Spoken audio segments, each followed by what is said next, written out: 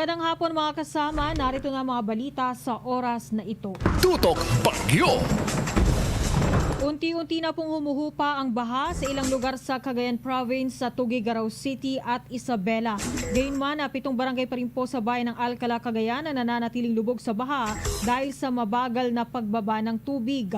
Aabot sa 12,000 individual ang kasalukuyang nasa evacuation centers habang may ilan ang piniling manatili sa kanilang mga tahanan. 2 po ang naiulat na nasawi matapos na makuryente. Sa bayan naman ng Kamalanyugan, abot bewang hanggang dibdib pa ang taas ng baha. Walang naiulat na casualty. Mabagal din po ang paghupa ng baha sa mga barangay ng Linao East, Linao West at Linao North sa Tuguegarao City. Ayon kay Tuguegarao City Disaster Risk Reduction and Management Office Head Maria Soledad Sap, nahihirapan ng mga rescuer na maabot ang mga residente dahil sa malakas na agos ng tubig baha. 2 rin po ang nasawi sa Tuguegarao, isa ay ang nakuryenteng responder mula sa Bureau of Agriculture and Fisheries, habang ang isa ay residente ng Linao East na nasawi naman dahil sa pagkalunod. Samantala, sa interview ng RMN Manila, kinumpirma ni Isabela Governor Rodolfo Albano na dahan-dahan na ring bumababa ang tubig baha sa probinsya. Gayunman, patuloy pa rin po nilang sinasagip ang mga residenteng naiwan sa bubong ng kanilang mga bahay. Tinatayang nasa 20,000 hanggang 30,000 pamilya ang apektado ng baha sa Isabela. DOTR Secretary Arthur Tugade bumisita po ngayong araw sa Cagayan at Isabela. DZXL Radyoman Report. Kasama natin sa balita, XL Radyoman 12 Noel Talakay. Dumating na ngayong araw si Secretary Arthur Tugade sa lalawigan ng Cagayan at Isabela upang personal na inspeksyonin ang kalagayan ng mga nasalanta ng bagyong Ulysses. Ito ang karagdagang para makapagbigay ng karagdagang kaukulang tulong mula sa gobyerno. Noong nakarang araw, pinag-utos si Tugade ang napaigtingin ng Philippine Coast Guard o PSG or PCG ang kanilang ginagawang rescue operation. Personal naman na pinasalamatan ni Tugade ang mga miyembro ng PCG at Philippine Army dahil sa kanilang walang patid na tulong at serbisyo na sa mga nasalanta ng bagyong Ulysses sa nasabing lalawigan. Kasama ni Tugade na nagtungo ngayong araw sa Cagayan at Isabela si Labor Secretary Silvestre Bello III. Matatandaan ang mga lalawigan ng Isabela at Cagayan ay ilan lang sa mga lugar ng bansa na may matinding tama ng hagupit ng bagyong Ulysses. Kasama mo sa DOTR, Radyo Manuel Talakay, Tatak RMN DZXL 558. Tutok Bagyo.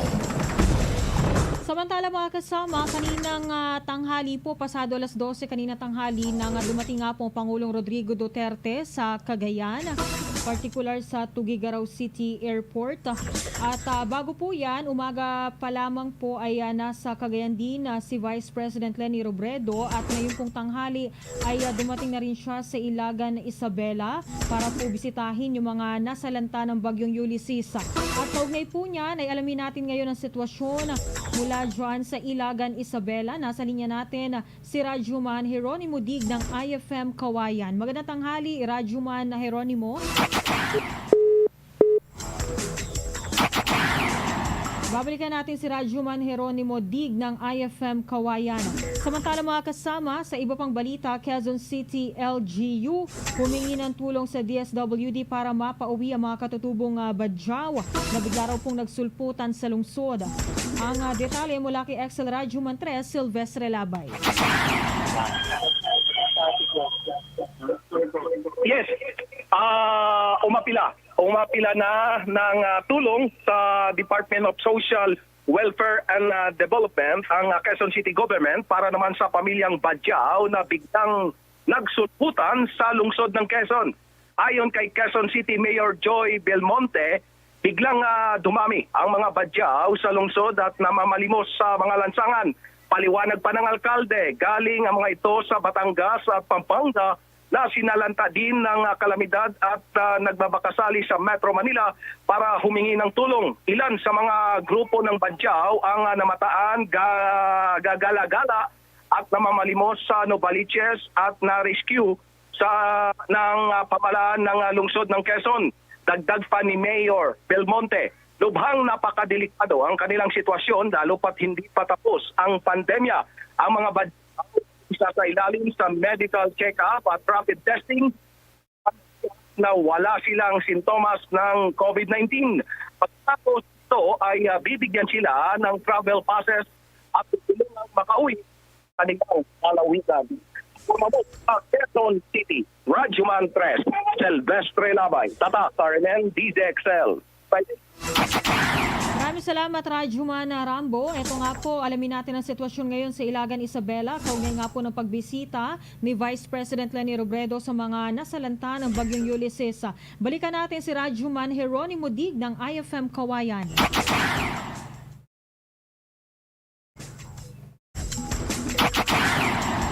Napuputol ang linya ni Radyoman Jeronimo Dig. Samantala mga kasama, 24 na individual na po ang napaulat na namatay sa gitna ng malawakang pagbaha sa Cagayan Valley. Ito ay base sa initial na report na nakalap ng Armed Forces of the Philippines mula sa iba't ibang search and rescue teams na idineploy nito sa mga flooded area sa rehiyon. Ayon po kay AFP spokesperson Major General Edgard Arevalo, ang mga SRR team ay nakakalat na po sa Santo Tomas, Isabela, Santa Ana, Cagayan, Tuguegarao City, Ilagan, Isabela at Santa Pracedes, Cagayan. Mailan din pong nakadeploy sa ilang munisipalidad sa Cagayan kabilang ang Gataran, Pamplona, Rizal, Lasam at Alcala. Samantala, maliban po sa mga naitalang nasawi, 13 rin ang naiulat na nawawala. Balikan ulit natin si Radyoman Jeronimo Dig mula po dyan sa Ilagan, Isabela. Radyoman Jeronimo. Mang Jane, pasado alas 10:42 kaninang umaga nang lumapag ang sinasakyang eroplano ni Vice President Leni Robredo dito sa Kawayan City. At pagkaraan niyan, kasamang Jane ay nagtungo ito sa Kapitolyo ng Isabela para nga ibigay itong mga inisyal na tulong mula sa kanyang tanggapan. At maliban din siya na kasamang Jane ay marami ding mga residente yung mga residente doon sa lugar kung saan nga ang mga nasalanta ng bagyong Ulysses ay nandun din sa area kung nasaan ng pangalawang Pangulo.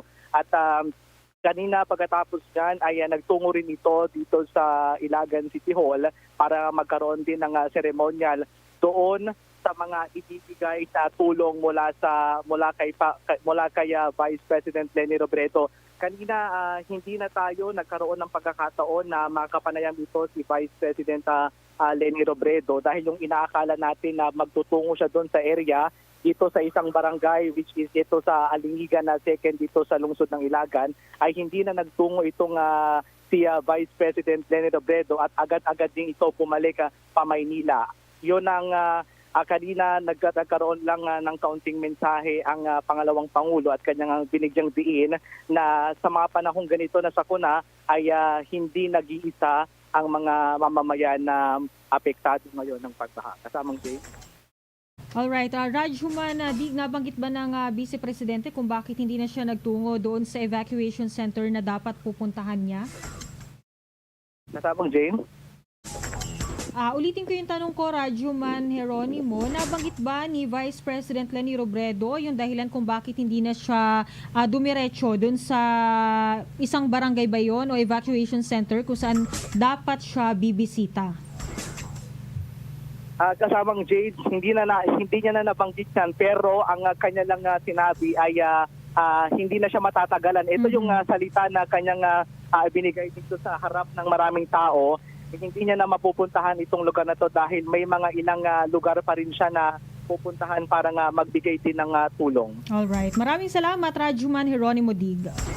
At yan ang balita mula pa rin dito sa Isabela. Radyoman Jeronimo Dig, Tatak, RMN. Samantala mga kasama, sa interview po kanina ng RMN Manila ay sinabi ni PNP Chief General Dibolsinas na 63 mula sa kabuang 88 bilang ng mga munisipalidad sa Cagayan Valley ang naapektuhan ng pagbaha matapos na magpakawala ng tubig ang Magat Dam, bunsod na rin ang epekto ng bagyo.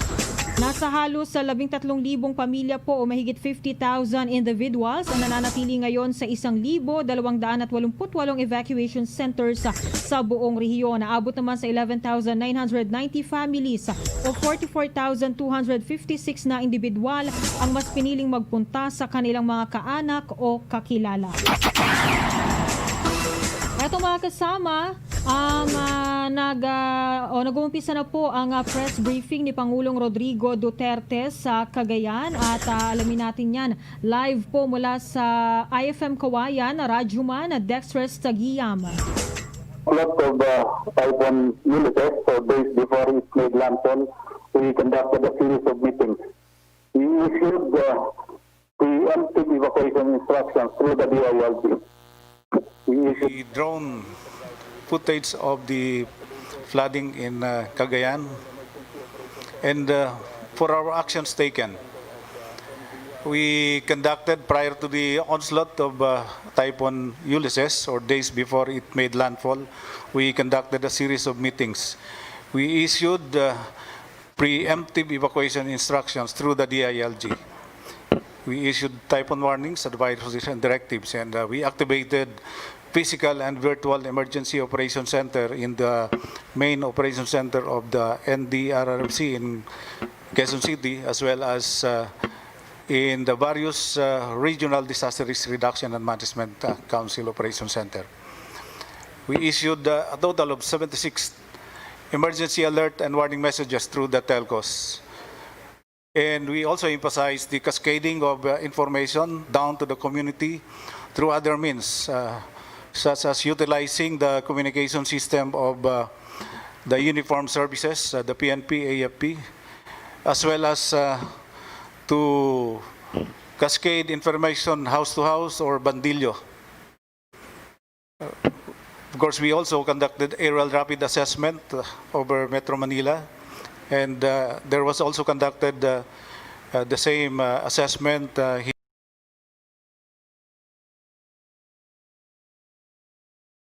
We mobilized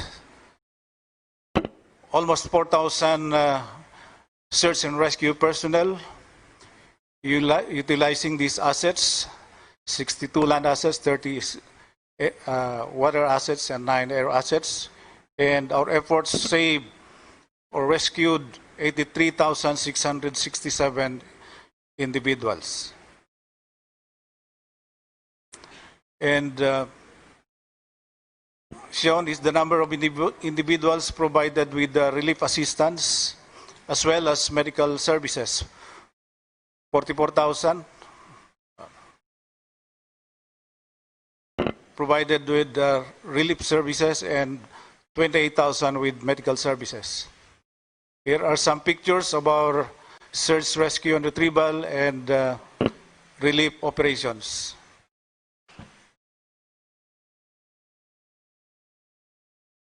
Now, may I call on Director Harold Cabreros, Mr. President, to give a short presentation also centered on the effects and our responses in Region 2. Good afternoon, Mr. President. Good afternoon to our secretaries and to other members of the different agencies. I'm Director Harold Cabreros, the Acting Regional Director of OCD Region 2 and the Chairperson of the Cagayan Valley Disaster Risk Reduction Management Council. Situation update in Region 2. And my presentation will follow the sequence. Next. So for the chronology of events, may I just want to emphasize that the weather situation in Region 2 for the period October to November, we experienced 7 weather disturbances from the start of Typhoon Tropical Depression Ophel up to Typhoon Ulysses. And during this time, particularly during the Typhoon Quinta, we already experienced some floodings in the western Cagayan at the downstream, particularly in Santa Fraccedes, Claveria, Sanchez Mira, and Pamplona. Next. So with this situation with 7 weather disturbances, may I show you a brief drone shot of what happened, particularly here in Tuguegarao. So we could see a massive flooding in Cagayan Valley.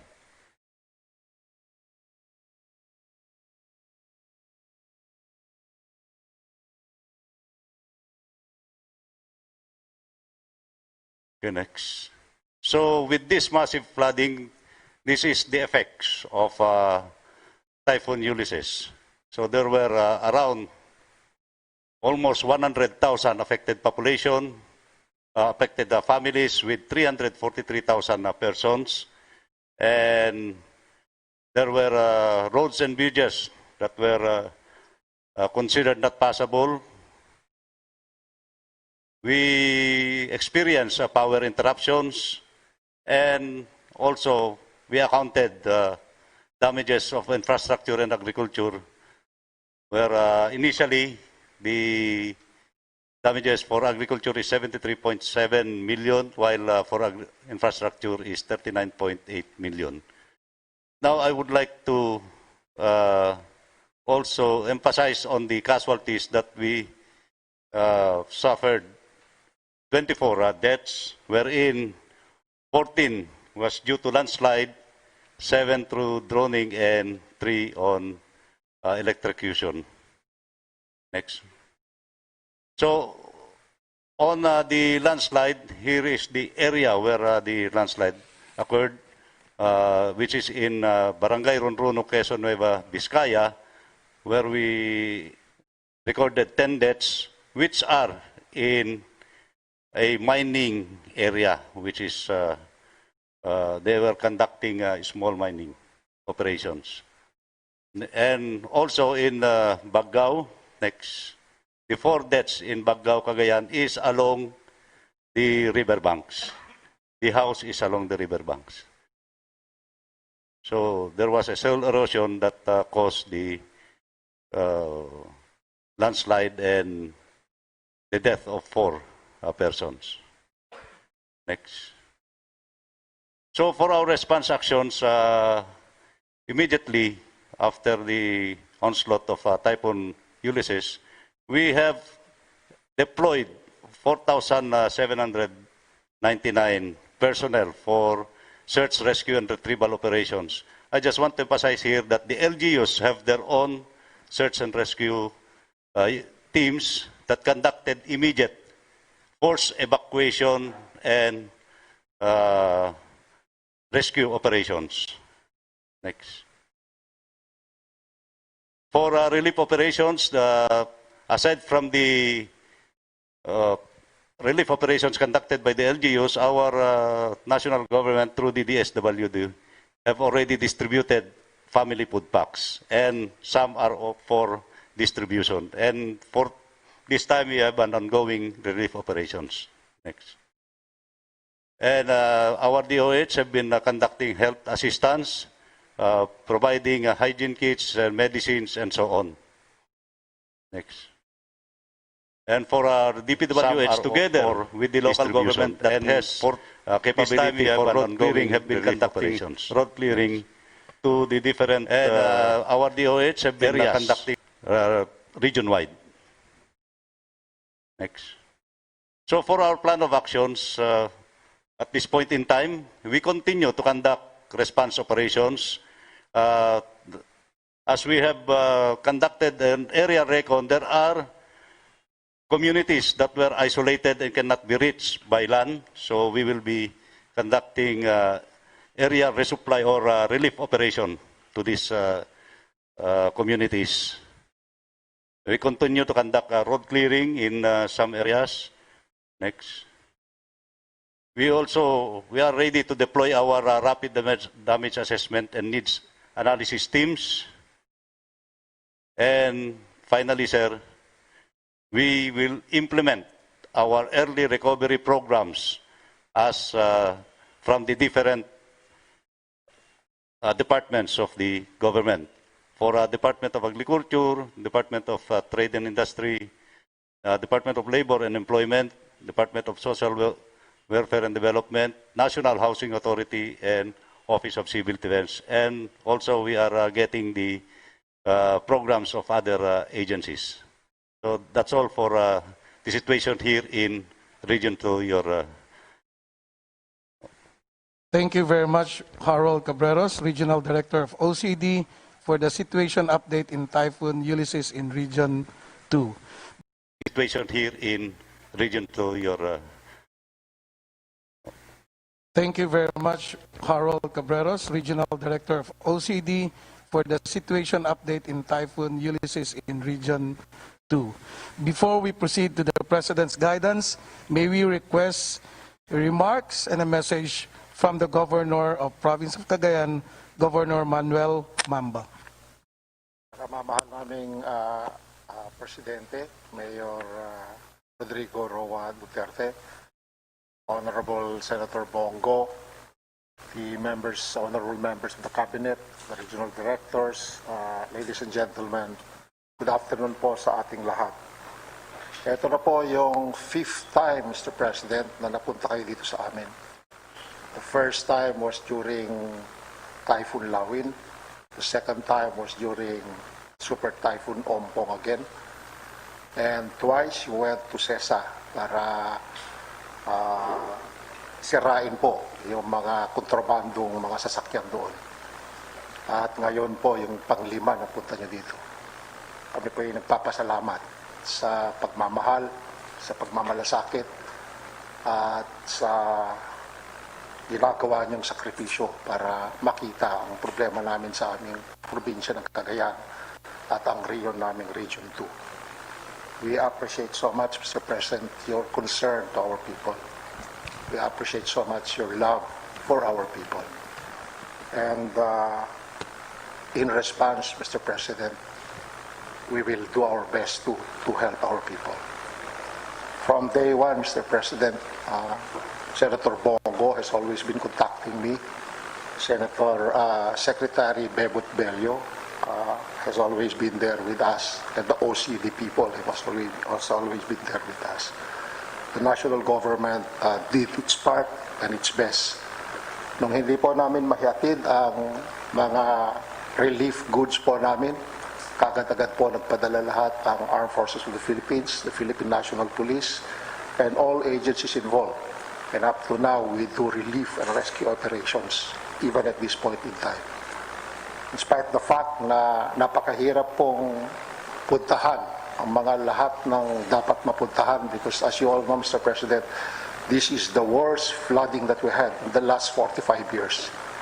Nasabi po ng mga tigigaro sa akin, the last time they heard this kind of flooding was 1975.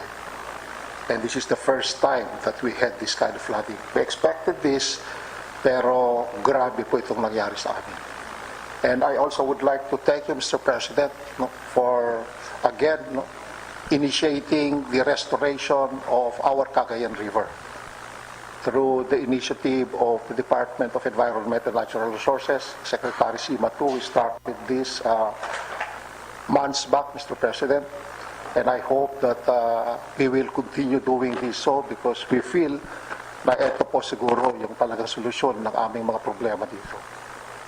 I have been congressman for 12 years dito.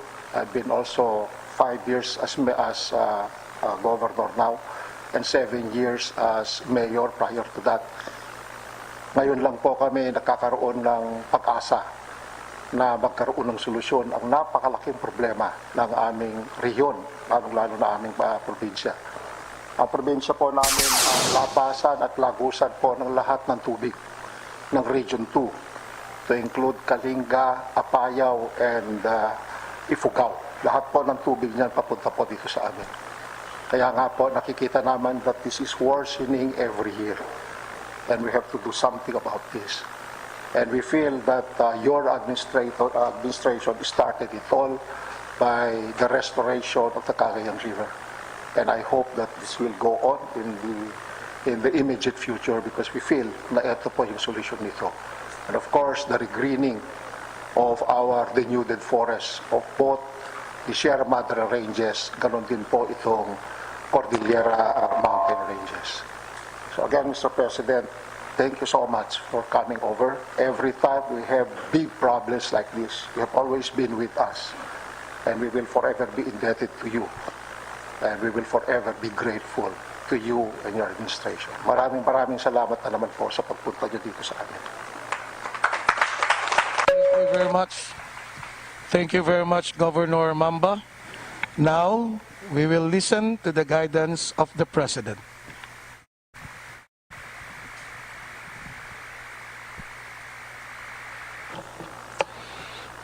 This was handed to me, a prepared speech. Pero hindi ko na lang basahin. If there's time, I'll read it. But anyway, it's all about sympathies and sharing the grief of the people over here. Ang problema ho talaga ngayon is that whether we accept it or not, itong climate change, the warm climate that boils the Pacific Ocean, there's a lot of water before going upstairs and accumulating so much water rain that when it falls down, talagang ang matamaan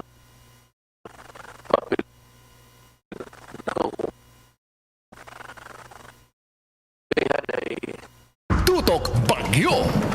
nakita nila sa atin na tayo Philippines, we only have a few factories running here. We do not have that kind of we food a little but not that much. And pag yung bumagsak na, talagang babagsak. It does not only rain of cats and dogs.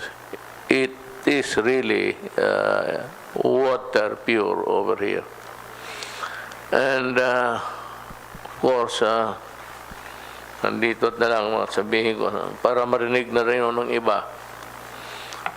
I'll just read it because over here. And of course, nandito na lang sabihin ko para marinig na rin ng iba. I'll just read it because it talks about our state of affairs now. My solidarity and condolence go out to my fellow Filipinos in Cagayan Valley, most especially to the bereaved families of the victims of the unprecedented flooding that occurred in the area in the aftermath of Typhoon Ulysses. This typhoon has affected around 186 million.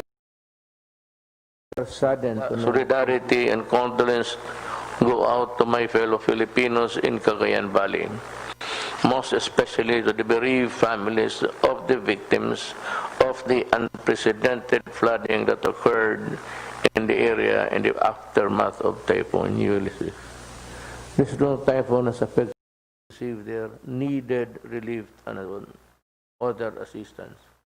As of today, more than ₱1 million worth of assistance was provided to Region 2 by the DSWD, LGUs, and non-government organizations. We also work to prevent the repetition of disaster by intensifying forest protection efforts against illegal logging and mining. I expect our LGUs to do their part in this endeavor. You know, I'll cut short. Itong ulan na ganito o bagyo, either with winds or just water pouring from the heavens. We always talk about illegal logging and mining, but actually nothing has been done about it. Mabutit na lang, I did not expect that I'm having a cabinet meeting here because most of my cabinet members are here. By the way, karamihan ng cabinet member ko, Governor, puro Ilocano. Dalawa lang kami Bisaya sa... Ang pinakagwapo si General Simato. And of course, ang glamour boy namin si Belio. We were together during our law school days. Silang dalawa ni Dulay, ni BIR now, from Baguio. And I was in a room with Yasay, who was a fake Filipino. God bless his soul. He died about a month ago, 2 months ago. Bimbitawan ko talaga siya because he was rejected by the Commission on Appointments.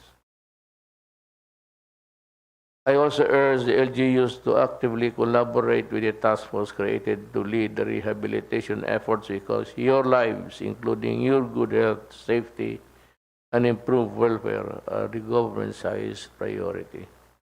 On this note, I wish to express my gratitude to the LGUs, the Philippine National Police, the Armed Forces of the Philippines, the Philippine Coast Guard, and all the private organizations for their relentless effort to assist the victims of Typhoon Ulysses. To my countrymen here in Cagayan Valley, rest assured that we are working hard to rebuild your lives after these calamities. We know your anguish, and we will respond with urgency. With the Bayan spirit of the Filipino, I am confident that together we will brave all the challenges ahead and emerge stronger as a nation. God bless the Philippines. Ang una actually is food. Yan ang napag-aralan ko sa local official na 22 years akong mayor, so dinaanan ko lahat ng sir, lahat ng sunog, flood, and even my daughter when she was mayor, galing siya sa baha na maraming namatay at nag-demolish yung sheriff, talagang binugbog kasi dahil hindi nga naman tama eh. It was extremely in bad taste.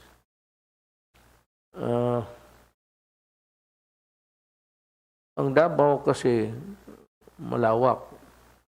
On the other side, on the south side, you had flood.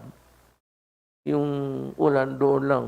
In the downtown area, there was none at all. Pagdating sa north side, yun yung baha, ulan. So ganoon kalaki ang Davao City, reputedly the biggest city in the world, and I would agree. Hindi mo kalaki na umulan dito, may baha doon. It does not cover the entire place. Now, ang guidance talaga, I got this from President Ramos. It's not my novel idea. That after a catastrophe, whatever, fire, flood, the objective should be to return to normalcy as soon as possible. Whether it is an explosion, ganon na, it was a military thinking. And I adopted that word, caveat niya, nung mayor ako. So, ang atin ngayong gawin, just the same, we will do everything to return to normalcy. In the meantime, ang problema talaga sa sunog is water. Clean water, potable water. Kung wala, then we will send them here, even if we have to travel overnight. Then food, importante talaga. to sustain them. And sa Agriculture, Secretary Dario is here. So he can give you at least a purview of what the department will do. You have money to do it. Then the DPWH, Secretary Villar is here. He can do miracles, actually. Secretary Villar, mind you, is a very honest person. Wala akong kaduda-duda. Problem is, yung departamento na nakuha niya, maraming kawatan ang putang ina. So, most of the time, headline. While labor, I do not think that kung mayroon dito, it's not really that much. Bebot is here. He has money. I have signed so many documents of late. Billion yon. It's always billion. I never saw such papers kay galing kay billion naghingi ng thousands. It's always billions. And I think he is running for senator. Pagbigyan na lang ninyo. Gusto ng tao. Then, would you believe it, most of my cabinet members are really military men. And most of them are Ilocanos. At one time or another, they were assigned in Mindanao, in my city. And I got to know them, friends. Si General Simato, he's from Ilocos Norte. He was the one I sent to Boracay to clean the beach. But on the first day he was inspecting, his picture was there sa bulletin. And malapit yung camera. You could see the eyeballs of General Simato. Nakatingin doon sa dalawang Caucasian na yung isa parang nakadapa, tinanggal yung bra. So you can see the focus of General Simato in his work. Well, anyway, Boracay is already, it's good. You can go there, it's clean. Let us say, as I have said, it props up every now and then. I will direct here General Simato to look into the illegal mining, especially where the people are building their shelters downwards. Kaya pag di mabaon talaga sila kasi nandaan sila. So, if it is not really possible, or the possibility is not there for them to stop, at least General Simato should devise a way where they can place their mga bahay nila well above the rolling stones if they come. Pagkitingin nga Roy, yung sabi ni Governor. Sunod si Secretary Anyo, si General also, DILG. So if you need anything, tawagan mo lang. Then si Secretary ko si sa Energy. Na-restore na ba ang kanilang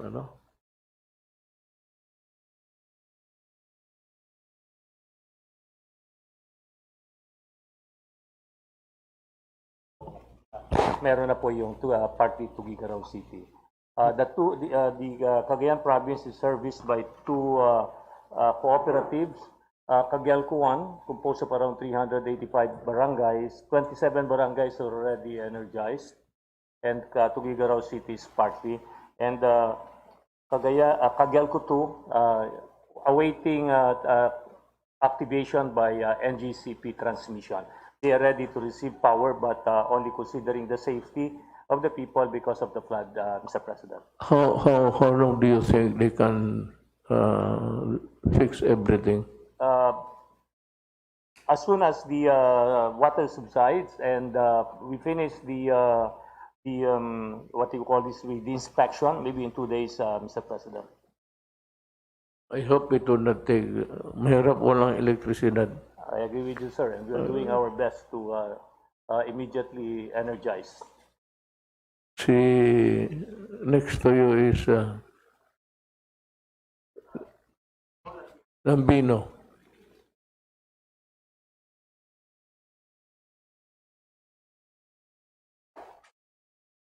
By the way, sir, pardon me for asking you in public. Yes, sir. Are you the one who's sick? Sick, sir? No, sir. May nabalita kasi ako na may sakit. Buti sana wala. Hindi po, sir. Hindi naman po ako nagkasakit, Mr. You're President. doing a great job there, so continue. Sir, kanina po, dala ko po yung water purifier na galing po sa Office of the Civil Defense. Nagbiyahe po ako ng eroplano from Binalonan, Pangasinan. Dinala ko po yon. Pinahiram po tayo ni Congressman Ramon Gico III ng Pangasinan ng kanyang eroplano para madala po yung water purifiers dito po sa Cagayan. Kasama ko po sana si Undersecretary Rick Halad kanina pero sa Maynila na lang po siya nanggaling. Sa SESA naman po, alam po ni Governor Mambayan at saka si Mayor Jeff Soriano ng Tuguegarao na lahat po ng mga nangyaring kalamidad po dito, andyan po kaagad po yung Cagayan Economic Zone Authority na umaantabay at nagbibigay po ng mga relief items para po sa kanila. Kaya nung pong isang araw pa po, kasagsagan po ng bagyo rito, nagbigay na po ako ng instruction sa aking mga staff. Nakapaghanda po kami ng worth 200,000 goods, immediate goods, mga water at saka food packs na ito-turn over po namin po yan sa Office of the Provincial Governor at saka sa Office of the City Mayor of Tuguegarao. Kung kukulangin pa po yun ay pinaghahanap ko pa po yung aking mga staff para po mas marami po kayong maibibigay na tulong po sa ating mga kababayan dito po sa probinsya ng Cagayan, Mr. President. That's good. That's the spirit of an Ilocano. Opo. Opo, sir. Always in the service of your people. Let me revisit back, Secretary Bello. Ba't ang Isabela? Sabi may wala kasing malandingan doon. Mr. President, malaki rin ang pinsala ng Typhoon Ulysses. Gusto sana ni Governor Albano pumunta rito pero may pinadala si Mayor Sara na mga relief goods kaya yun ang inaasikaso niya po, Mr. President. What do you need? Just the same? Just like the situation is just like Cagayan? Hindi gaano, Mr. President. Mas malala ang Cagayan because out of 27 towns of Cagayan, Mr. President, 24 ang lumubog eh.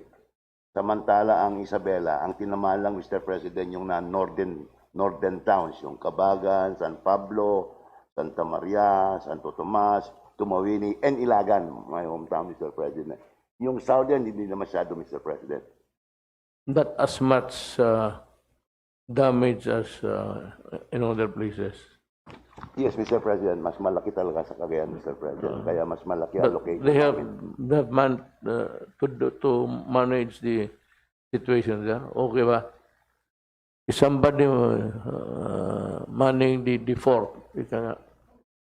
Yung binigay nyo sa akin, Mr. President, tamang-tama lang na ibibigay natin kay Governor Mamba, Governor Albano, Governor Cua, and also Governor Padilla. Pero konti lang ang problema ng Quirino, Mr. President. Maliit lang pinsala doon. Ang matindi talaga Cagayan and Isabela. So, yung pondo namin na binigay niyo, Mr. President, nakafocus dito sa dalawang probinsya, Mr. President. Buhos mo.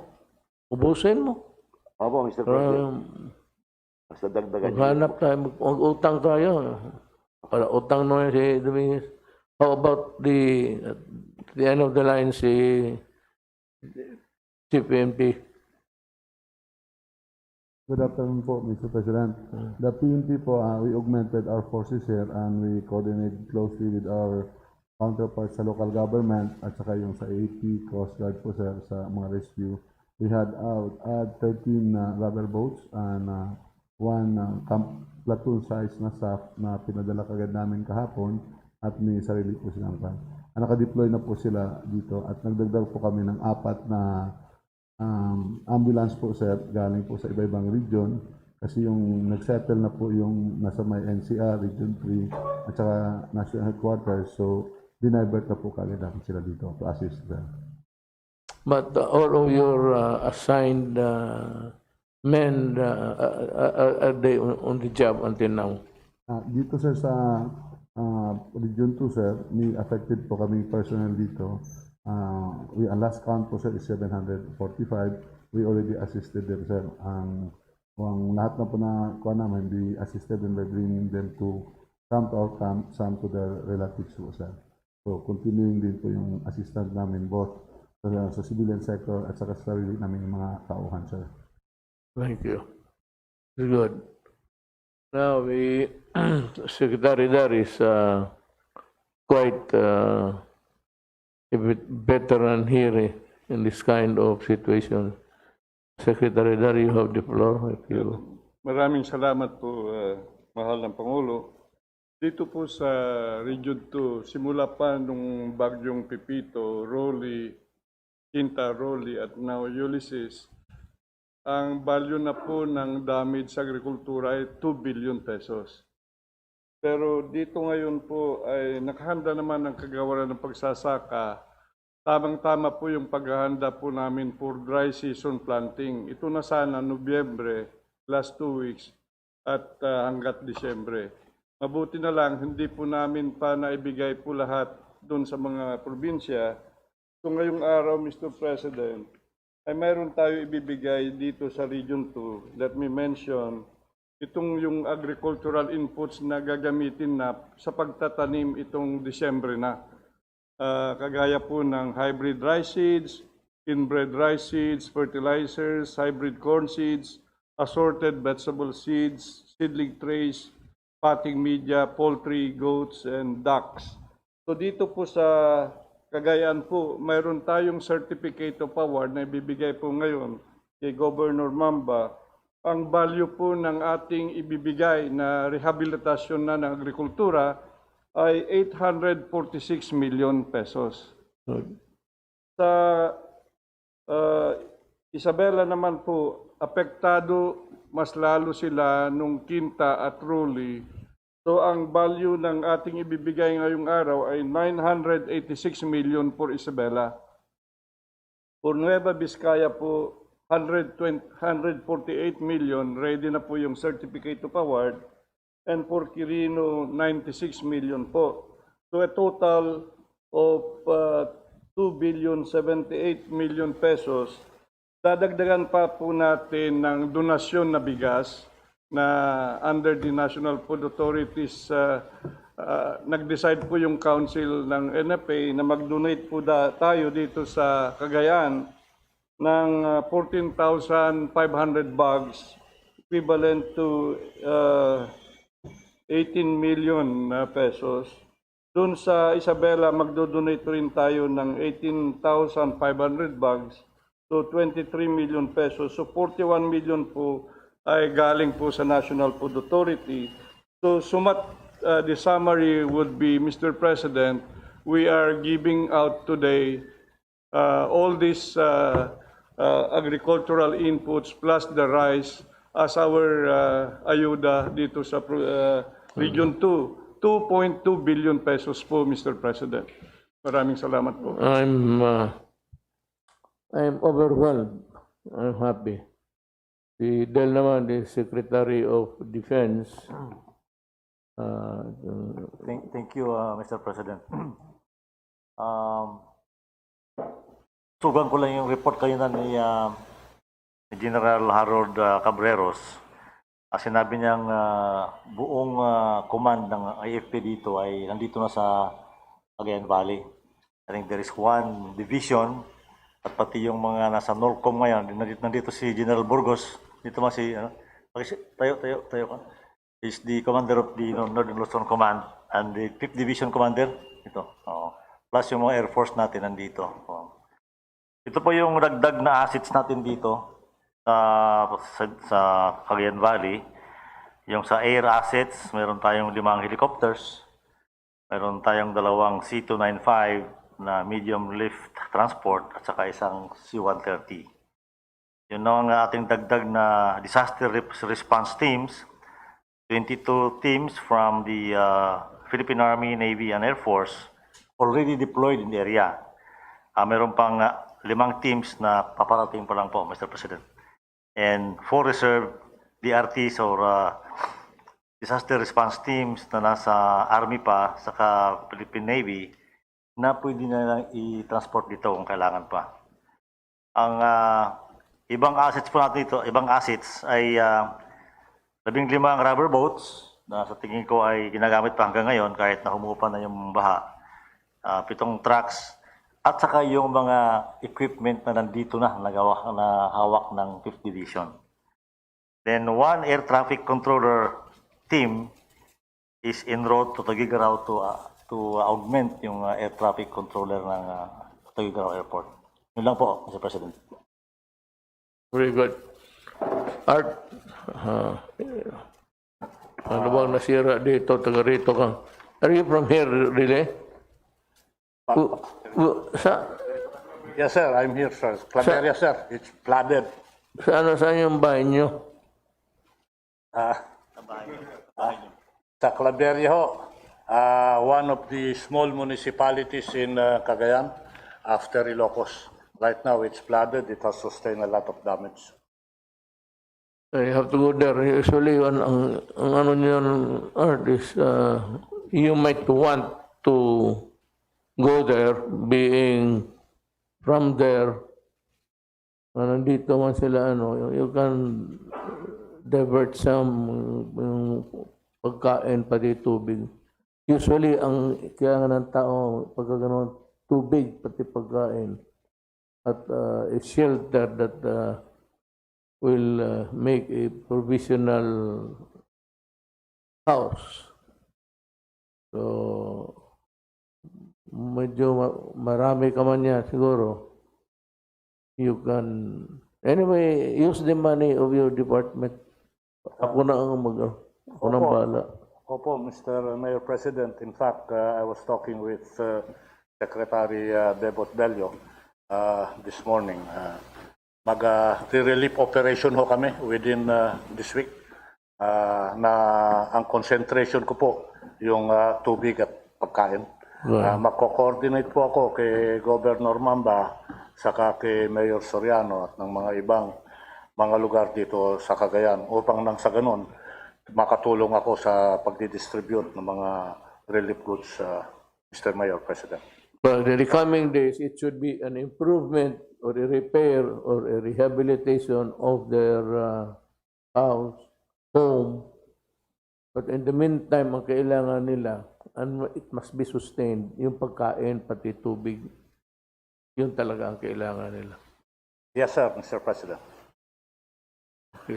Idagdag ko lang po, kanina po, maaga ho kami dumating nila Secretary Bebot Bello at nagkaroon kami ng panahon umikot.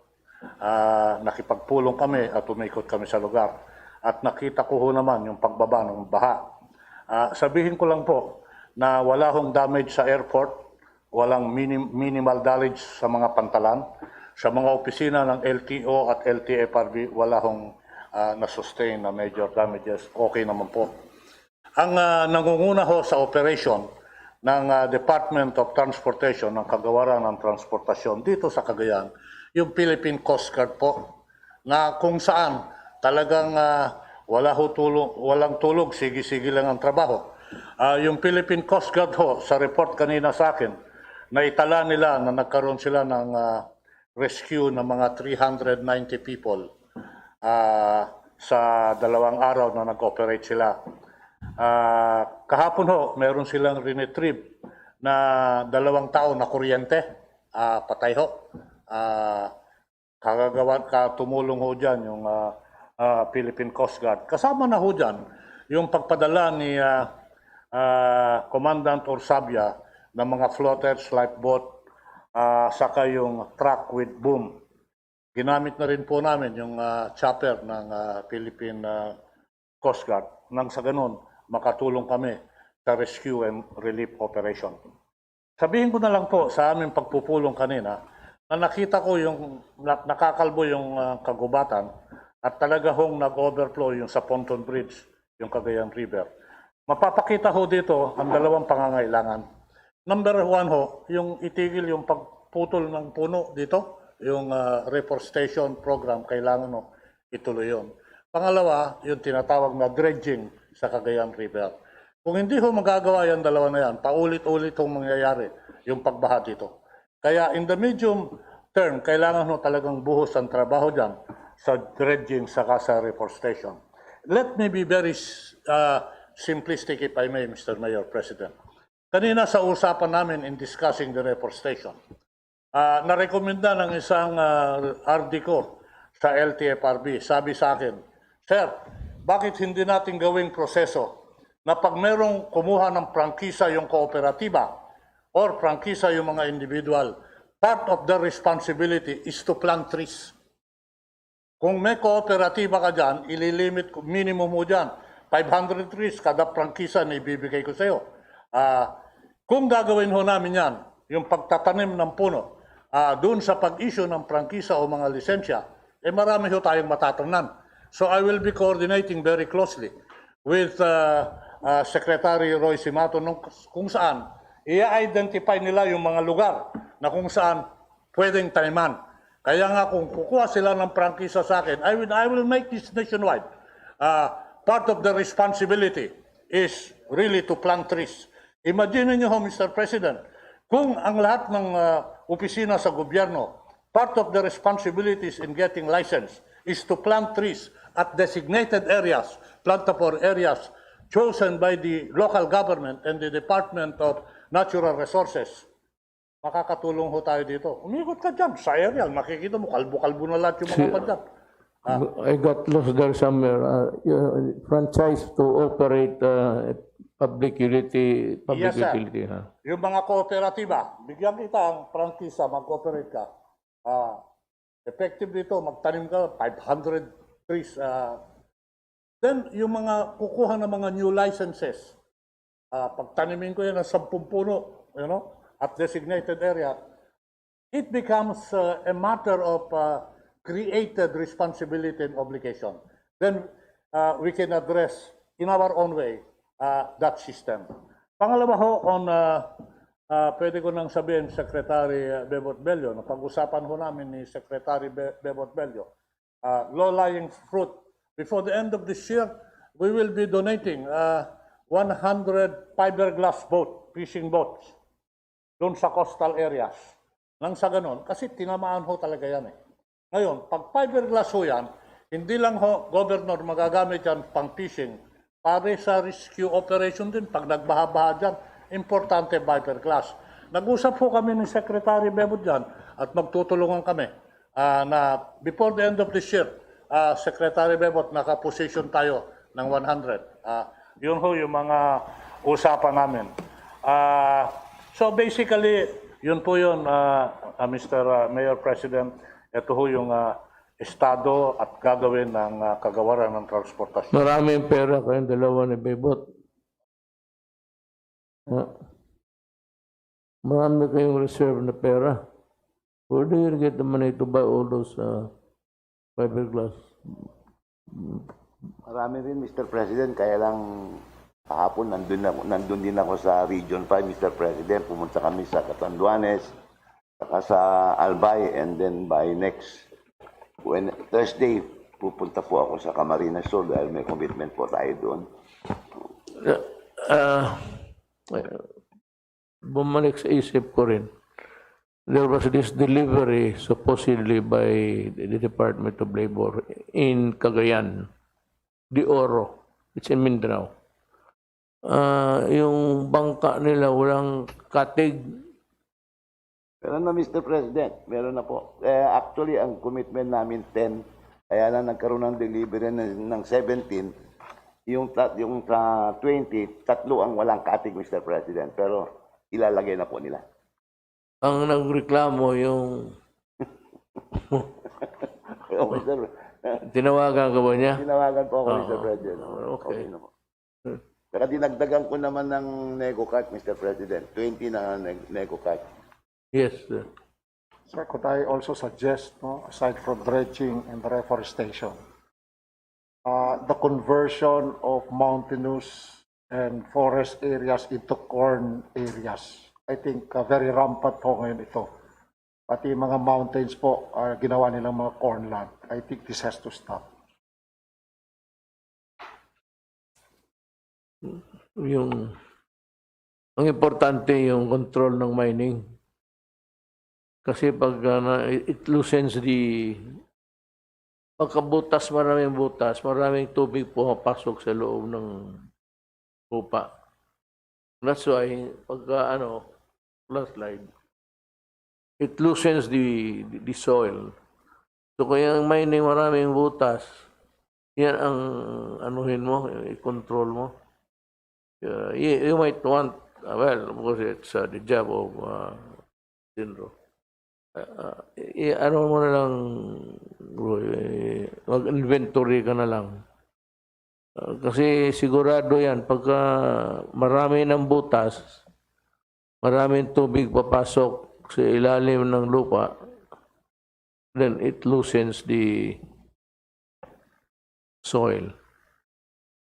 Kaya, yes. May respond to dito. Three things, sir. First is the mining. Second is the planting. And the third is the dredging, sir. I listened to the briefing and there was this casualties coming from landslide. And true enough, Mr. President, I have a map with me, the hazard maps that we used. And if we compare what happened versus the map that we prepared for the hazard, exactly the same. So the map that we distributed to the municipal mayors and everything jive with what happened. Meaning nagkatotoo, landslide and the flooding. And I was informed that there were 10 casualties namatay sa landslide because dito sila sa mining area. There's no mining area given permit here. In fact, there is no except the small scale mining. This illegal one. So illegal mining po itong mga lugar yung namatay. So we have filed cases already and cease and desist order for these people. So na ito, na-address na po natin. Now on the dredging, Mr. President, tama-tama ho kayo yung sinabi nyo that climate change really is the warming of the ocean. Being the chairman of the cabinet cluster on climate change, ako po yun. So really, we are really very particular about the effect of this climate change. And it happened now in Ulysses. It is a manifestation really that ang climate change talaga ay talagang hindi natin ma-avoid dito. It's given na. And it will become stronger and stronger as tama ho kayong sinabi, Mr. President, that nakikita natin sa climate change na very visible, yung the typhoon is stronger now compared to when we were young, young. Wala ba? Ang typhoon signal number 3 lang po tayo doon. Pinakamataas noon yung pinakamaano noon. Pero ngayon, umabot na 200 to 300 kilometers per hour na Noon hanggang 80 kilometers per hour lang po noon when we were younger, Sir President. Pangalawa po, the volume of rains that coming down. The volume of rain ngayon is talagang mas marami kaysa yung patak ng ulan noon lumakas ang volume. Kaya yung rain na bumagsak dito sa Region 2, total po mula Quirino, Nueva Vizcaya, Payao, at saka kung ano dyan, Isabela, nagsama-sama po from the 18 rivers na bumaba. And the only catchment area is the Cagayan River. Ito lang po ang outlet ng tubig na pumasok dito. So pinakompute ko, sir, I was talking to my geologist kanina, that the volume of water na bumagsak is more than the capacity or capability of the Cagayan River. Punuin mo, napuno na yung Cagayan River, marami pang naiwan na bumagsak. And that was the result of the flooding. So it happened several years before, Mr. President, that this area is really very prone to flooding. Given na po yan. Mula nung panahon pa ng Espanyol, panahon pa yung meron tinatawag dito, Mr. President, na miraculous yung Lady of Piat. Medyo well-known na yan, miraculous yan. And the miracle of the Virgin Mary raw was, the Virgin Mary saved a lot of people from flooding in that town of Piat. Tabi ng Cagayan River po yun So talagang historical nito, panahon ng Espanyol, linipat naman yung town of Lalo, used to be the northernmost part of the Spanish. Linipat po dahil rin sila rito na victim rin sila, so dinala sa Bigan. So these are the historical rito. Pangatlo po, in 1972, nagkaroon rin the same kalakas uli ngayon dito. And nakita nga in 1970, there was no Magat River yet at that Magat Dam at that time yet. So talagang even without the Magat, with the Magat, talagang the volume of water talaga lumating yan. So tuloy-tuloy po ito. Then what should we do? And I think the only thing that we can do is to improve as of now, Mr. President, improve the volume of water na ma-accommodate dyan sa Cagayan River. There was this JICA study po. And this was, I think, but it was not implemented. It was not implemented, meaning there is a bottleneck in one of this area in Mabit, no? Magapit River, Mr. But ito yung pinaka-bottleneck Kaya noong ng tubig dito ng volume, na-slow down ang flow to the dagat. Nagbumahakyat ang upstream of that, which include Tuguegarao and other towns. Kaya umangat po ng because of that bottleneck. Now, unfortunately, Mr. President, that bottleneck, nandun kinonekta yung bridge. Nandun po yung bridge. So, kung i-widen natin yan, which is the prescription yata ng JICA, is to widen that portion na bottleneck. But meaning, kung ginawa mo naman yan, mawawala na yung bridge. So these are the dilemma that they were not able to implement, Mr. President. But I think we can do some engineering interventions for ito. I was talking to a geologist kanina. I told him to report to Manila para pag-usapan what will be the remedy of that.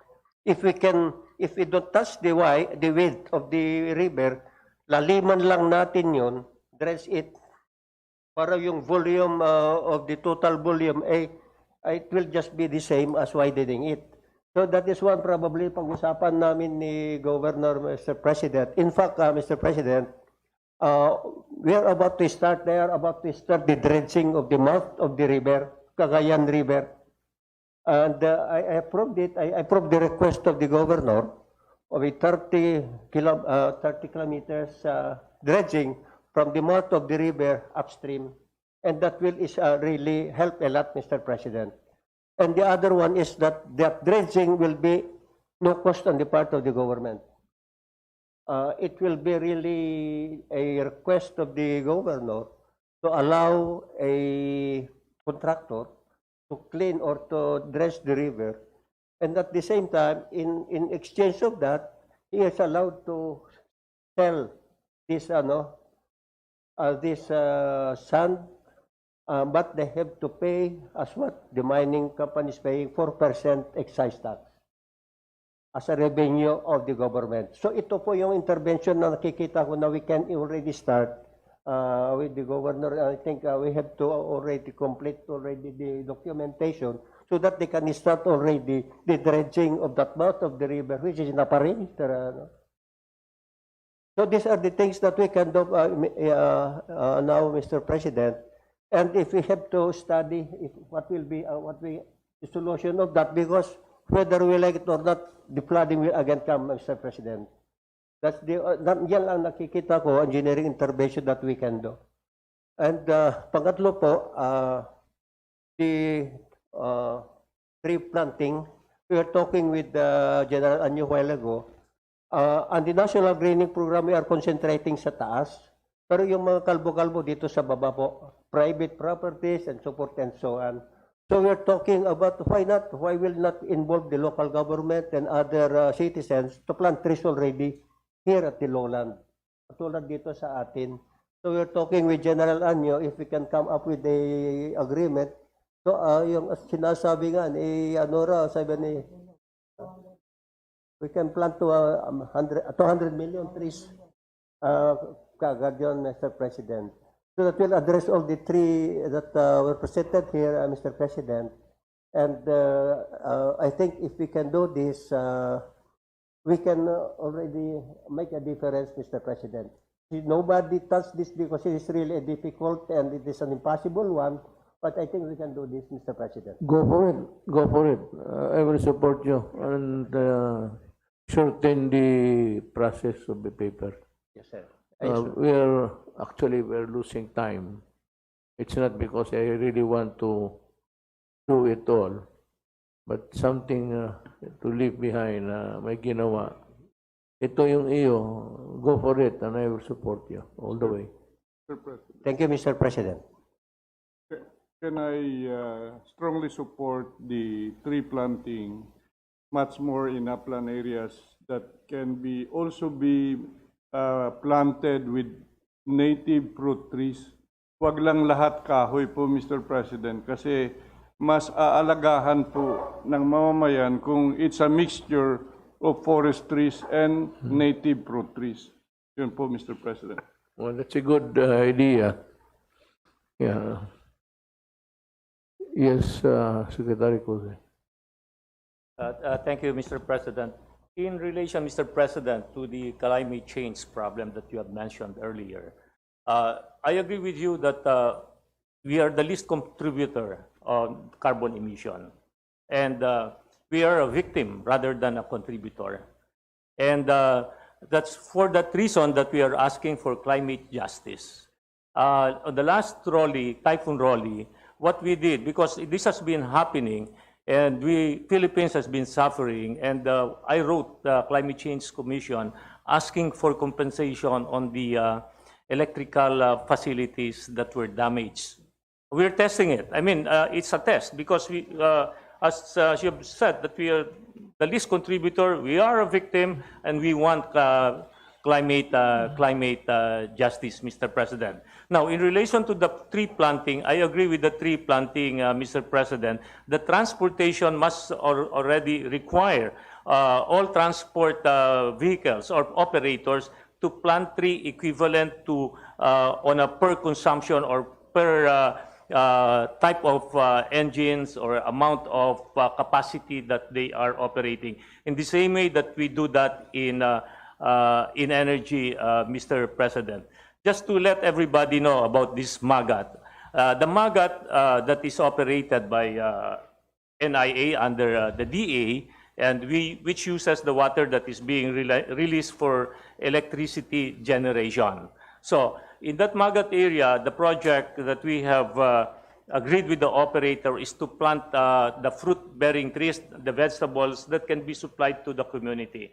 That has started, and that the beneficiary is the what you call the Rizal municipality of Rizal in Isabela, although in small scale yet.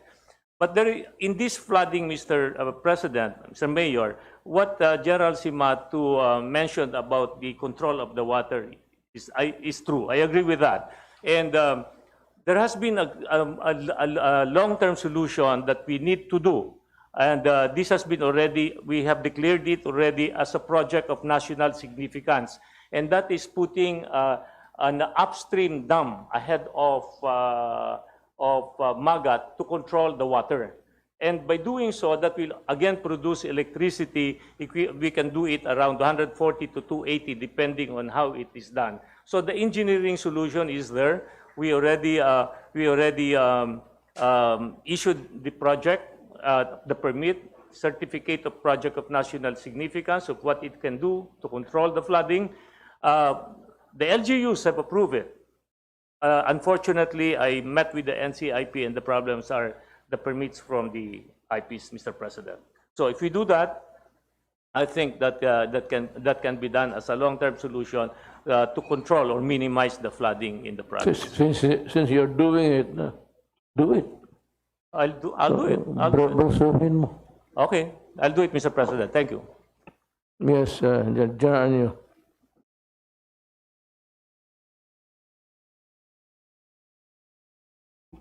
Mr. President, tungkol po doon sa tree planting, may plano na po kami ni Secretary Simato, kasama yung DepEd, CHED. Kasi po nung araw, nare-remember ko, sa mga eskwelahan, yung mga bata, bago mag-graduate yan, required po yan magtanim ng puno. Yung mga teacher, ini-inspect pa mismo yung mga bahay.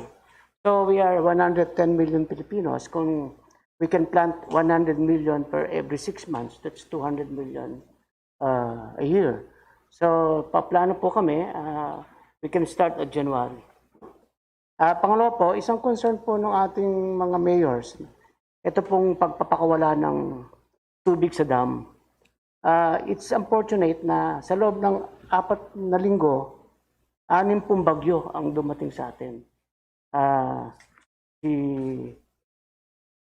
Pipito, Quinta, Rolly, Tonyo, Shoni, at ang pinakahuli po ay Ulysses. Bukod pa doon sa cold front at tropical depression. So talaga pong parang ang lupa ay talagang nasaturate ng tubig. Nadagdagan pa po ito ng pagpapalabas ng mga tubig sa dam. 6 na dam ang nagbukas ng tubig at ito ay nakadagdag sa pagbaha. So may kanya-kanya pong protocol yung mga dam paano pag-release. At iba-ibang may-ari dyan. Mayroon sa NIA, mayroon sa Napocor, mayroon din mga private, katulad ng Aboitiz. So, I think we will propose na in times of calamity sa typhoon, dapat po ay may nagkocontrol dyan kung sino, kailan bubuksan yung dam. Kasi dapat before the bagyo, pwede na po tayong magbukas. Lalo na kung mayroon tayong forecast kung gaano kalaki yung ulan na darating. So, I will propose po na pag-usapan namin sa NDRRMC na sa time ng calamity sa typhoon, ito po ang NDRRMC ang magbibigay ng approval kung kailan pwede magbukas, ilang gate, para po control natin. Kasi yan ang sinasabi ng ating mga LGUs, katulad sa Region 4A, Region 3 at saka NCR, na nakadagdag talaga ng pagbaha ang pagbubukas ng dam. Tapos ngayon pong pandemic, meron tayong, ngayon pong calamities, meron pa rin tayong pandemic. Pero nagbigay kami ng advisory sa mga LGU, sa mga hard-hit areas na pwede pong ilip muna yung restriction sa health protocol para sa mga rescue, relief at recovery teams na pupunta at magdadala ng mga relief goods, katulad sa Catanduanes, Camarines Norte, dito po sa Isabela at saka sa Cagayan, provided meron pa silang coordination sa LGU at sa RIETF at sa OCD. So, yun lang po, Mr. President. Thank you for your... So, Ed, ilan ba talaga nawala ng bahay? Have you... is there a count of the houses totally lost? Mr. President. Beyond repair. Yes, Mr. President. Here in Region 2, I was talking to Governor Mamba earlier kung mayroon ng bilang yung mga partially and totally damaged in Region 2. And I was told na Wala pa po, Mr. President, dahil nakalubog pa yung mga bahay, wala pang assessment silang nagagawa. We will be creating an interagency team para mag-conduct sir ng assessment to be led by the Office of Civil Defense. Kasama po rito ang Department of Human Settlements, ang National Housing Authority, and DSWD para malaman yung particular houses and owners na bibigyan natin ng financial assistance. Ang programa po natin, 5,000 to 10,000 depending on the gravity of the damages. Yung partially damaged, bibigyan po ng 5,000. Yung severe or totally damaged, binibigyan natin ng 10,000. This will come in, Mr. President, pagkatapos ng yung food and water needs nila, yung relief assistance. So this will be a continuing activity. After the provisions of food and water, the housing sector will come in for the relief assistance in terms of housing assistance. This will be given in cash, Mr. President, para immediately yung mga nasirang mga bahay ay maayos kaagad. Here in Region 2, we don't expect so much damages because this is caused by floodings. Ang mas grabe sir yung sa Region 5 dahil ang damages to housing ay because of strong wind. So sa pagbaha sir, pagkatapos ng tubig, very minimal ang magiging damages sa mga houses. Now, we can see from the briefing, Mr. President, na may mga namatay dahil nakatira sila sa along the river basin. To complement yung ating desire na magtanim at mag-dredging, ang kailangan po dito natin yung enforcement ng resettlement for highly susceptible flooded areas. Tatlo po ang category ng mga lupa natin, highly, moderate, and less susceptible. We will coordinate directly with the LGUs to identify the highly susceptible areas prone to floodings para makapag-enforce po tayo ng resettlement para ma-resettle sila in coordination with the LGU sa safe areas. Kasi pag hindi po natin ginawa yun, Mr. President, continuous ang problema natin na ang ating mga kababayan namamatay, nalulunod because they are living in danger areas. So we will coordinate directly with the LGUs para yung highly susceptible to flooding ma-resettle na as early as possible. Of course, this will be a midterm implementation, but that is the direction that the housing sector must undertake in coordination with the local government units, Mr. President. You have the money? We will be assessing for that, Mr. President, and we will be requesting for money so that the National Housing Authority can implement the resettlement program, Mr. President. So, we're about to wind up. Secretary Roque.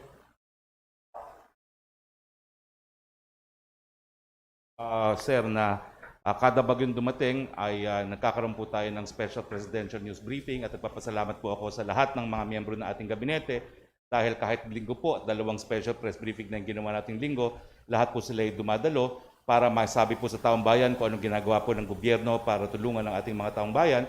At nakita rin po natin na doon sa ating mga special presidential press briefing, nagiging tulay din po yun para ma-bridge ko ano yung pangangailangan ng mga naging biktima ng mga bagyo doon sa mga departamento na makapagbibigay ng serbisyo. At kasama po ang PCOO, ang PNA, ang PTV4, ang RTVM, ay patuloy po ang pagbibigay natin ng impormasyon, lalong-lalo na yung mga ginagawa ng gobyerno para labanan po yung napakaraming fake news na kumakalat sa panahon po ng kalamidad. Yun lang po, Mr. President. Well, I think that we have heard the last, except that I would like to congratulate General Halad for a job well done. As in the other, you know how to, hindi man alam ng mga tao na long before the typhoon or the whatever is coming, naka-position, naka-deploy na yung pagkain. So, automatic na yan, and in many instances, it's always General Halad was the first to be there. So, thank you for doing it for your countrymen, and I salute you sa trabaho mo. Magaling. I was monitor ako. But I was also attending while I was attending the summit, lumalabas ako just to know how things are. So, okay naman siguro as long as we comply with our commitment dito. Just do what you plan to do. Do it.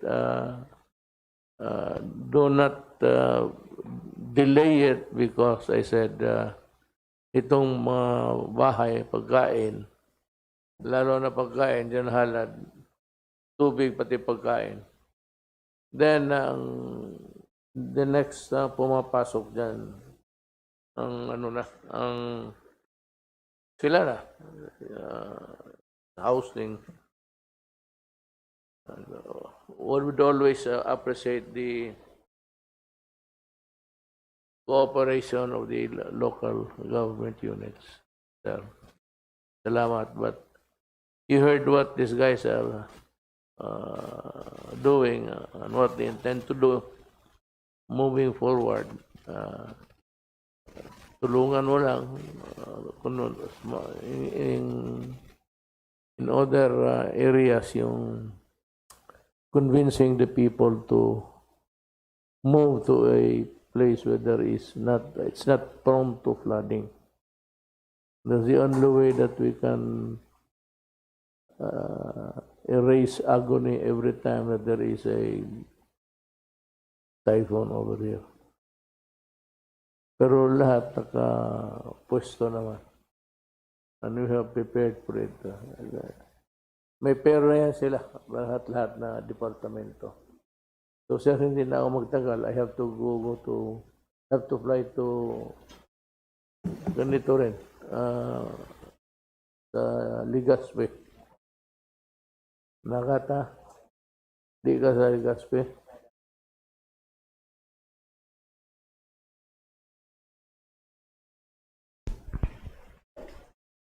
Okay. Sinabi ninyo, nandoon si Lenny, taga doon yan. Mag-courtesy call tayo sa kanya. Thank you very much, everybody.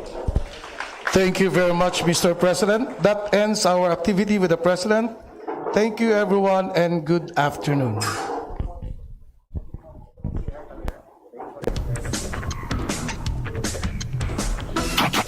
Alright mga kasama, yan nga po ang situation briefing ni Pangulong Rodrigo Duterte kasama ang ilang cabinet officials kaugnay ng initial na assessment sa naging pinsala ng bagyong Ulysses. At hinihintay natin na makapasok sa ating linya si Rajuman Dextres Tagyam para alamin ang iba pang detalye. Pero kanina mga kasama, nagsalita nga po ang Pangulo at present din po sa press briefing sina Defense Secretary Delfin Lorenzana, sina DPWH Secretary Mark Villar, Office of Civil Defense Director Ricardo Halad, Energy Secretary Alfonso Cusi, si Labor Secretary Silvestre Bello III, DENR Secretary Roy Simatu, DILG Secretary Eduardo Anyo, nandun din po si PNP Chief General Debode Sinas, si DOTR Secretary Arthur Tugade, si Agriculture Secretary William Dar, at nagbigay po sila ng kanilang mga initial report kaugnay nga po sa pinsala na iniwan nitong bagyong Ulysses, partikular dyan sa Cagayan. Bukod sa Cagayan, gayon din po sa Isabela, sa Tuguegarao City, sa mga probinsya po na naapektuhan ng malawakang pagbaha sa Cagayan Valley. At base po sa kanilang initial assessment, sinabi ni Harold Cabreros ng Office of Civil Defense sa Region 2 na halos 100,000 pamilya po o katumbas ng 343,000 ang mga individual ang apektado ng bagyong Ulysses sa buong rehiyon. May mga kalsada, may mga tulay po na hindi pa rin madaanan dahil nga sa malawakang pagbaha at marami pong lugar ang nakakaranas ng power interruptions. At may mga naitala, malaki na po ang pinsalang naitala sa infrastruktura at agrikultura. Initially, ang damage sa agriculture ay umabot na po sa 73.7 million. Habang sa infrastructure naman ay 39.8 million pesos. Nakapagdala din sila ng 24 na individual na nasawi dahil sa bagyong Ulysses sa buong Region 2. 14 ay dahil sa insidente ng landslide, 7 ang nalunod at 3 ang nakuryente.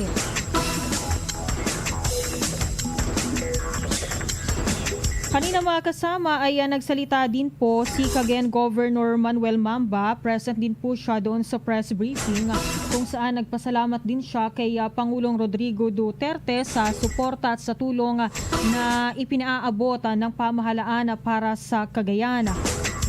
At sinabi po ni Governor Mamba na itong nangyaring pagbaha sa Cagayan ay itinuturing nila na worst o yung pinakamalala po na flooding incident na nangyari sa kanilang probinsya sa nakalipas na, kung hindi ako nagkakamali, parang 42 o 45 years.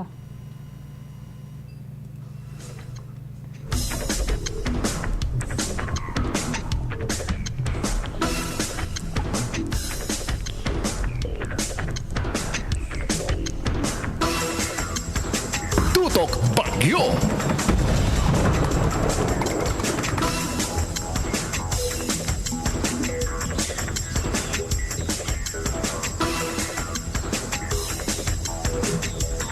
Alright mga kasama, ayan, nasa linya na natin si Radyo Mandextres Tagyam mula sa IFM Kawayan para alamin pa natin yung iba pa pong detalye kaugnay nga dito sa katatapos lamang na press briefing ni Pangulong Duterte kasama ang ilang cabinet official. Radyo Mandextres. Yes, at ito nga, no? Dito ginanap yung presidential briefing, dito particular dito sa may airport, ano? At nandito ang kabuuan ng kabinete ng ating presidente upang ibigay sa kanya yung mga obserbasyon na kailangan gawin nang sa gayon na itong nangyaring pagbaha dito sa ating dito sa Region 2 ay mas effective pa yung pag-respond ng ating pamahalaan at maibigay agad yung mga tulong sa ating mga kababayan. At doon sa kabuuan ay marami yung naipresenta ng ating kabinete na pwedeng gawin, ngunit nag-focus ito doon sa tree planting, at sabi nga ng DOT Secretary na pwedeng gawin ng LTFRB, particular na doon sa mga public utility funds na may mga kooperatiba ay bago maisipan ng kanilang mga prangkisa ay pwedeng magkaroon muna sila ng mga tree planting na kung saan i-identify ng Department of Environment and Natural Resources ang lugar kung saan ilalagay itong tree planting o paglalagyan ng pagtatamnan ng mga puno kahoy ng ating mga kooperatiba na paparegisto sa Land Transportation Processing and Regulatory Board. Ngunit doon sa pahayag naman ni Secretary Simato ng DNR ay tatlo yung kanyang obserbasyon na nakita, yung papadami ng kapasidad ng Cagayan River, at magagawa ito pamagitan ng pag-dress, lalong-lalo na yung bukana ng ating Cagayan River na siya yung sumasalo ng lahat ng tubig galing sa DZXL na ito. Ayun, lumabas na si President Duterte at patungo na sa kanyang presidential plane para paalis na rin siya, at ayon, naglalakad na siya, punta na doon sa kanyang aeroplano. At nagbibigay na ngayon dito, nagkakaroon ng press briefing si Secretary ng at ayun nga, ano? At yung Cagayan River, ay dredging, ngunit bilyon-bilyon, ang gagastusin ng naturang dredging. At doon naman kanina sa housing ay sa ngayon ay pinaplano nga na pinapropose ng housing yung relief assistance din, lalong-lalo na itong mga naka-high risk na mga area na mabigyan sila ng ayuda, ma-relocate yung kanilang mga tahanan. Ayun, at umandar na yung aeroplano at medyo nagkakaroon na ng medyo ingay na dito, pero maya-maya ay ito, nagtumuloy-tuloy yung press briefing naman doon ay patapos na rin, at paalis na rin yung ating mga opisyal kanina. At sakaling makahabol pa tayo mamaya doon sa iba pang mga information na bibigay ng iba pang mga secretary sa mga media. Radyo Mandexpress. Radyo Mandexpress, after ng press briefing ni Pangulong Duterte, sinabi mo kanina na sumakay na siya ng kanyang eroplano. Ano ba ito? Pabalik ng Metro Manila o pauwi ng Davao? O may balak pa siyang maglipot o bumisita doon sa mga lugar na sinalanta ng pagbaha? Medyo maingay na kasi dito sa lugar natin. So, kaya hindi na masyadong marinig. Pero bago nag-umpisa itong briefing, ay nag-ikot muna itong si President Duterte. Inikot niya yung mga affected lugar dito sa Cagayan lamang. Yun yung inikutan niya bago magsimula itong briefing. So siguro mamaya magbabasog pa tayo ng mga detalyadong mga impormasyon, dahil katatapos nga lang, at talagang katatapos lamang yung briefing kay Pangulong Duterte, at ayun, palipad na rin yung aeroplanong sinasakyan ng ating Pangulo. So yan muna ang ating maibabato. Kasama mo mula dito sa Tugigaraw City, Radyo Mantres Tagyam, Tatak, RM. Tutok Bagyo. Ayun nga po mga kasama, pagkatapos ng press briefing, si Pangulong Rodrigo Duterte ay agad-agad po na sumakay na sa kanyang eroplano. Hindi natin alam kung pabalik ng Metro Manila o siya ay maglilibot pa sa Cagayan. Pero pagkarating po niya kanina, ng pasado alas 12 kanina tanghali, pagkalapag po na kanyang eroplano sa Tugigaraw City, ay kasama po niya si Senador Christopher Bongo, at agad po silang nagsagawa ng aerial inspection sa mga binahang lugar nga po sa buong Cagayan Valley.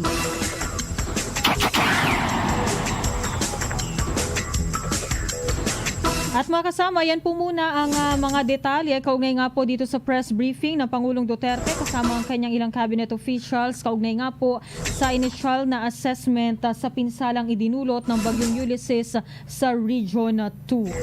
At yan muna mga balita sa oras na ito. Ako si Radyoman Jane Martin ng DZXL 558 Tatak RMN. Ang oras natin, 2:45. That time check was brought to you by Joy Antibac. Iwas germs, iwas sakit. That news was brought to you by ACS Manufacturing Corporation, ISO certified world-class quality. ACS. That time check was brought to you by EO Executive Optical. For list of open stores nationwide, go to EO Executive Optical's FB page, IG page, and online website. Don't hesitate to book an appointment.